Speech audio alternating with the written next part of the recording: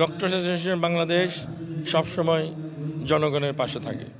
চিকিৎসা সেবা দেওয়ার পাশাপাশি বাংলাদেশের যে কোনো আন্দোলনে চিকিৎসকরা অংশগ্রহণ করেছে। ৭২-এ যেমন অংশগ্রহণ করেছে, ৭১-এর স্বাধীনতা যুদ্ধে চিকিৎসক হিসাবে সর্বোচ্চ পেশাজীবী শহীদ দান করেছে। ৯০-এর আন্দোলনে শহীদ শামসুল আলম খান মির আত্মহত্যার মাধ্যমে স্বৈরাচারের পতন ঘটেছে। গত ১৫ বছর ডক্টরস অ্যাসোসিয়েশন বাংলাদেশ জনগণের পাশে থেকে রাজপথ আন্দোলন করেছে, আহতদের চিকিৎসা সেবা দিয়েছে।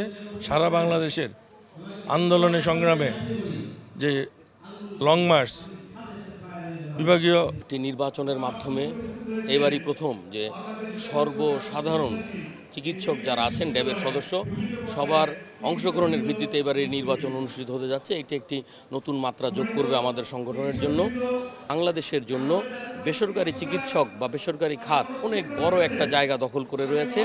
অতএব এই দিকে আমাদের দৃষ্টি থাকবে এবং সেই লক্ষ্যেই কিন্তু আমাদের প্যানেলে সরকারি এবং বেসরকারি দুই ধরনের চিকিৎসকদের সমন্বয় করা হয়েছে।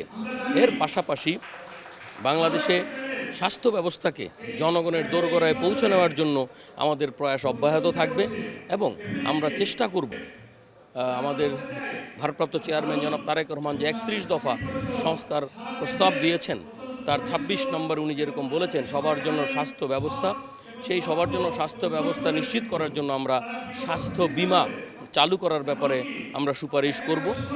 তো এ ধরনের বহুমুখী চেষ্টার মাধ্যমে আমরা চাব বাংলাদেশের চিকিৎসকদের জন্য একটা উপযোগী পরিবেশ, স্বাস্থ্যসেবা ডেলিভারি দেওয়ার যে ব্যাপারটা সেই পরিবেশটা যেন সুন্দর থাকে, নিরাপদ থাকে। নিরাপদ কর্মস্থল, চিকিৎসকদের নিরাপদ কর্মস্থল আমাদের একটা বড় ধরনের অঙ্গীকার।